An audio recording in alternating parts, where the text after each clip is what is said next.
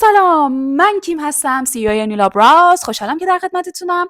اومدم یه چیزی رو سریعا باهاتون در میون بذارم. دوستای عزیزم، من خیلی جدیدن این رو میبینم بین مشتریای گلم. اومدم که بهتون بگم شما خیلی از این میکروبلید ها رو توی اینستاگرام، فیسبوک و جاهای دیگه خواهید دید که این خطها خیلی نزدیک به هم رسم شده. دوستای عزیزم، اونا ممکنه که خوشگل باشن، جیگر باشن، ولی بعد از 1 هفته، 2 هفته، 3 هفته و نهایتاً 4 هفته اینا زیباییشون از دست میره و این خطها چون خیلی نزدیک به هم رسم شدن اینا تو هم بلند میشن و اصلاً ریزالت خوبی به شما نمیدن. پس این خیلی مهمه که اولا وقتی دارید یه استایلی رو نشون میدین خیلی اصرار نکنید که نه من میخوام اینا خیلی نزدیک به هم باشن. نه، اگه اینا نزدیک به هم باشن اولین کسی که از ریزالت کار خوشحال نیست این شما خواهی بود.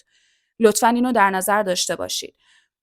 خطها باید استاندارد رسم بشه و استانداردشو آرتیست شما قطعاً میدونه و اگه آرتیست شما به شما بگه که اوکی من میتونم این کار رو انجام بدم، باید به شما یادآوری کنه که اوکی اگه من این کار رو انجام بدم شما لوک خوبی نمیگیری، ریزالت خوبی نمیگیری.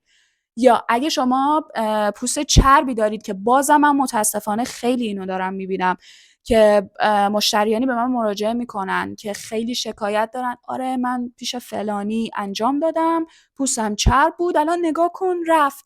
نه دوست عزیز، اولا که آرتیست شما اصلا نباید برای شما انجام میداده، این یک.